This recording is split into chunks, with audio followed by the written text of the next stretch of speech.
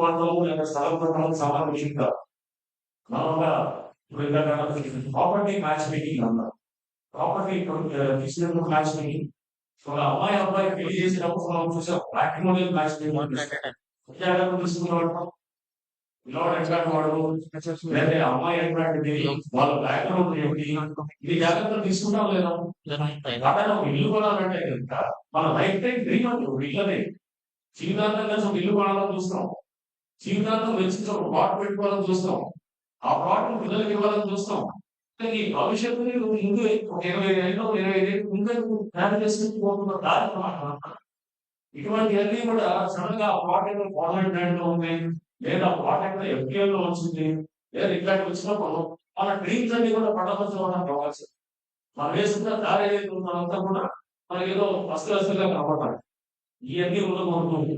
ఇవి ఏదైతే కనుక ఉందో ఒక సిస్టమ్ అనేది ప్రాపర్ ఉండడానికి డేటా అనేది పనిచేస్తుంది.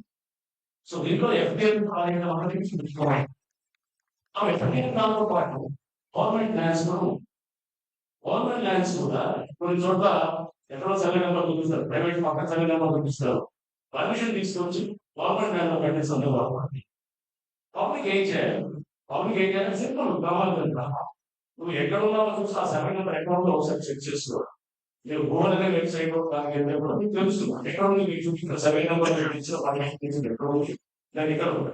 సో మేము కూడా దాని గురించి చాలా చేయాలని కూడా మేము ఎంట్రీ డిపార్ట్మెంట్ లో కూడా వర్క్ చేసి ఈ కమాండ్ ఉంటే ఒక ఇంపార్టెంట్ టూల్ లాంటి తీసుకుని పబ్లిక్ ఒక డెసిషన్ మేకింగ్ లో ఒక చేయడానికి కూడా ఒక అంటే రేపు మోసపోకూడదు అనేటటువంటి ఎవరు కొంతమంది కబ్జాగా చేసేదానికి దానికి అందరూ కూడా వెళ్ళవలసిన అవసరం. సో ఈ విధంగా అంటే we try to work from a more transparent system, fair system, and where children can take a decisive decision. So much కాకుండా ఇంట్లో నా ఇంట్లో అంతా పెట్టి ఒక అసలు ఇట్లా ఐదు ఈ దిశగా హైదరాబాద్ చేస్తున్నారు. So that was the intent of the government. That was the object that was given by the objective with this right has been quoted. So ఇది మనం ఏంటి అంటే మాకు ఇచ్చిన లక్ష్యాలు, మాకు ఇచ్చినటువంటి మాకు ఇచ్చి ఎక్స్పెక్ట్ చేస్తుంది. ఇది రియల్ ఎస్టేట్ స్తంభాల గురించి చెప్తున్నారు, హైడ్రా కావాలి. రియల్ ఎస్టేట్ స్తంభాల గురించి మాట్లాడుతున్నారు. కొంతమంది బడబాబు చేతిలో ఎక్కడ 100 కోట్లు 50 కోట్లు ఉంది, లేకపోతే ఇది ఎస్ఎఫ్టీ 10,000 15,000 అమ్మేది real estate is much bigger thing. ఎస్ అఫోర్డబిలిటీ అనేది ఉండాలి. 10 మందికి అందరికీ అందుబాటులో ఇల్లు ఉండాలి. అందరికీ సామాన్యుడు కూడా ఇల్లు కొనుక్కోవడానికి కూడా ఉండాలి. That is much more important.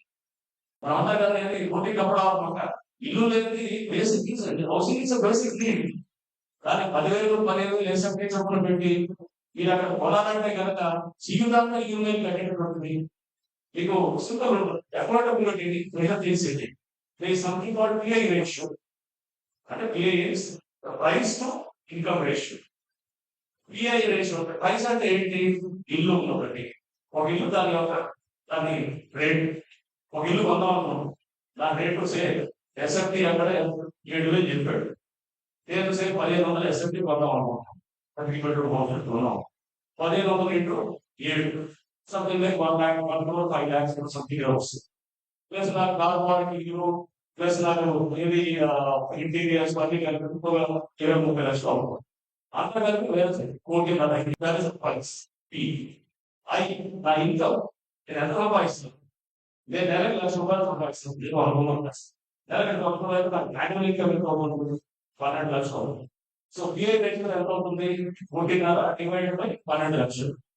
It something like more than 12 point something 12 దాకా వస్తుంది. అంతే కదా? 1,5,5 12 లక్షలతో భాగిస్తే 12 వస్తుంది. పిఐ రేషియో వచ్చిందట మామూలుగా మాట్లాడండి. 5 కన్నా ఎక్కువ pi ratio is not acceptable. Right, 5 కన్నా ఎక్కువ ఉంటే ఈస్ యాక్సెప్టబుల్. అన్ఎఫోర్డబుల్. అదే ఏమంటే ఎక్స్ట్రీమ్గా అన్ఎఫోర్డబుల్. సో మనం ఎక్కడైతే కనుక 12, 15 అన్న పిఐ రేషియోస్ వెళ్ళారంటే అన్అఫోర్డబుల్ హౌసింగ్ లేదు. సో అన్అఫోర్డబుల్ దాన్ని అఫోర్డబుల్ పెంచిస్తుందంటే ఈ కరెక్షన్ అనేది రేట్లు కరెక్షన్ అనేది నిరంతరం జరుగుతుంది. లేదా అక్కడ వచ్చిన చిన్న కాదు, రేట్లు తగ్గుతాయి. 2008 జరిగింది, జరిగింది. సో ఇలా రేట్లు పెరుగుతాయి, మళ్ళా పడతాయి, మళ్ళా పెరుగుతాయి, పడతాయి. ఇవన్నీ హైడ్రా కావాలి. కొత్తవాళ్ళు వేస్తుంటారు. రియల్ ఎస్టేట్ అంటే కనుక మొత్తం ఇలా జరుగుతుంది. అది కూడా దాన్ని కూడా మీరు చూడాల్సింది. సో రకరకాల ఫ్యాక్టర్స్ రియల్ ఎస్టేట్ అఫోర్డబిలిటీ పెంచాలి, హౌసింగ్ తీసుకురావాలి. అలాగే కూడా అందుబాటులో ఇల్లు ఉండేది చేయాలి. అప్పుడు మారుతున్న పరిస్థితులు మనం చూస్తున్నాం. జరుగుతున్నటువంటి రిటాలియేటరీ ట్రావెల్స్ లేకపోతే ఇలాంశాలు దాని ఇంపాక్ట్ ఉండడం మాత్రం దాని ఇంపాక్ట్ లేదు అన్ని చోట్ల. So Hyderabad is no exception. India is no exception. ప్రపంచవ్యాప్తంగా దీని ఇంపాక్ట్ ఉన్నప్పుడు రాజకోట్ కూడా మనకి రకరకాల రియల్ ఎస్టేట్ దాని ఇంపాక్ట్ లేకపోతే మనకి ఇన్వెంటరీ అవుట్సోర్స్ ఇన్వెంటరీ కనుక 2 లక్షల పైన ఇది 2-3 లక్షల పైన ఫ్లాట్స్ కట్టే ఎప్పుడు ఉన్నాయన్నమాట రాసుకున్నాను ఎప్పుడు రాసుకుంటున్నాను. సో ఇవన్నీ కూడా రియల్ ఎస్టేట్. సో మళ్ళా కమింగ్ బ్యాక్ బ్యాంకర్స్ కూడా ఉన్నారు. వాళ్ళకు కూడా చెప్పేటంటే మనం జనరల్ గా ఏమనుకుంటాం, బ్యాంక్ వాళ్ళు కనుక ఒక బెట్టింగ్ వేసి ఇస్తే కనుక అంత సేఫ్ అవుతుంది. మన ఈ మధ్య మేము ఆశ్చర్యపోయింది ఏంటంటే బ్యాంకులు బెట్టింగ్ చేస్తున్నాం అంటే ఇది అఫీషియల్ గా డెమోలిషన్స్ వాళ్ళు కూడా చేసినప్పుడు they have not done the due diligence. వాళ్ళు కూడా అక్కడ పర్మిషన్ లేని వాటిని క్యాన్సిల్ చేసిన దానికి కూడా ఈ మధ్య మనం చూస్తున్నాం. 2010లో ఉన్నటువంటి కొన్ని దాంట్లో కూడా అక్కడ బ్యాంకర్స్ జరిగిన ఇంప్రూవ్మెంట్స్ 2010లో హౌసింగ్ అనేది లేకపోతే ఇది లేనప్పుడు అంటే దానికి పెద్ద అక్కడ ఇది పర్మిషన్ లేనప్పుడు దానికి పరిపాలనలో ఇవన్నీ కూడా బ్యాంక్ ప్రతి వాడు ఈ ప్లేయర్స్ రూల్స్ ఉన్నాయి. రూల్స్ ఆఫ్ ది గేమ్ ఉన్నాయి. రూల్స్ ఆఫ్ ది గేమ్ అందరూ ఆచరిస్తారు, అందరూ పాటిస్తారు. ఇలాంటి వెరీ రూల్స్ వస్తాయి. సో ఇది ఏంటి ఒక ఇవ్వకూడదు దగ్గర ఇవ్వకూడదు. గవర్నమెంట్ బ్యాంక్ లో బిల్డింగ్ కడుతున్నారు, వాళ్ళు అన్నదాంట్లో పర్మిషన్ తెచ్చిస్తున్నాడు. అదే పర్మిషన్ క్యాన్సిల్ తెగించాలి. దానికి లోన్ ఇవ్వడం అనేది దానికి మనం వెంటనే ఈ సిస్టమ్స్ అన్ని కూడా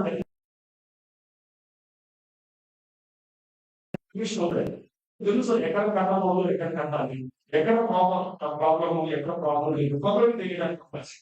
ఇంకా మనం వెళ్ళే కొద్ది కూడా ఇంకా వెళ్ళే కొద్ది కూడా చాలా నాకు ఒక చిన్న ఒక చిన్న చెప్పాడు. ఇప్పుడు ప్రాపర్టీ కొందామని చెప్పేసి బెంగళూరుకి వెళ్ళాను. నేను వెళ్తే ప్రాపర్టీ తీసాము. ఆల్రెడీ అంతా టోకెన్ అడ్వాన్స్ ఇచ్చాము. టోకెన్ అడ్వాన్స్ ఇచ్చిన తర్వాత ఒక 5 లక్షలు 2 లక్షలు టోకెన్ అడ్వాన్స్ ఇచ్చిన తర్వాత పేపర్స్ కూడా తీసుకున్నాము. పేపర్స్ ఇచ్చిన తర్వాత వెడ్డింగ్ ఇచ్చాం. ఇద్దరికి వెడ్డింగ్ ఇచ్చాం. ఇద్దరు లీగల్ థింగ్స్ ఎవరో ఇచ్చారని ఒక అతను కూడా వస్తుంది అడ్వకేట్ వచ్చి రెండింటిలో కూడా ఎటువంటి ప్రాబ్లం లేదు.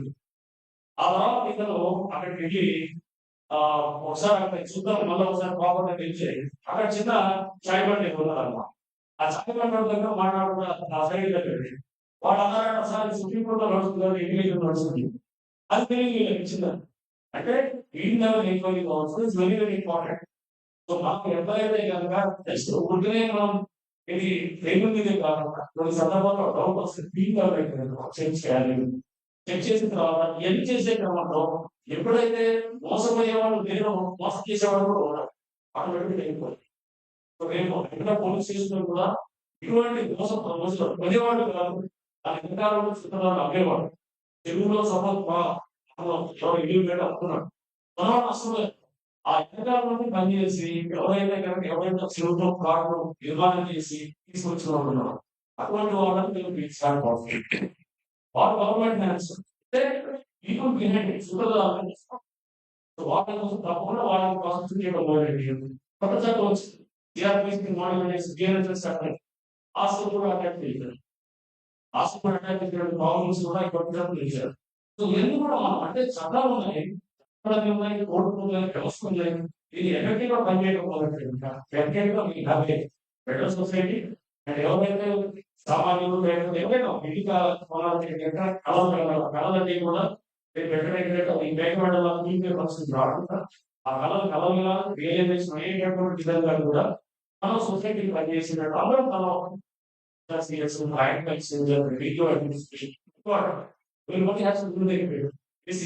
పేరుకేం ఉండాలి, అలా పేరు ఆ దిశగా పోవాలి. ఇదంతా మనం ఏది ఒక యూటోపియన్ థాట్‌లో ఏది మొత్తం అంతా బ్రహ్మాండంగా నేను మాట్లాడను గాని బట్ యెస్ డెఫినెట్‌గా మన లక్ష్యం ఒక మంచి లక్ష్యం తోటి పనిచేసినప్పుడు డెఫినెట్‌గా things will be following in life.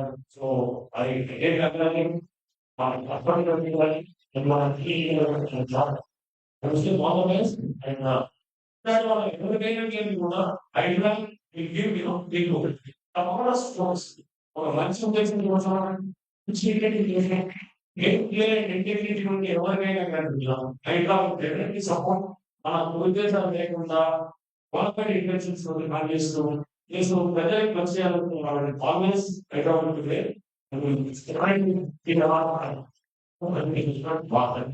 like bank once again, Richard Neal and Ashok Reddy have identified me with this stock. Thank you.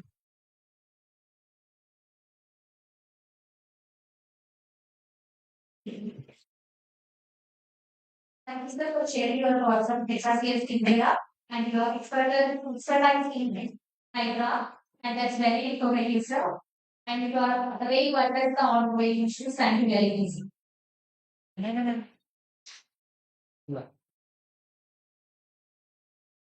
You would like to give me of clarity.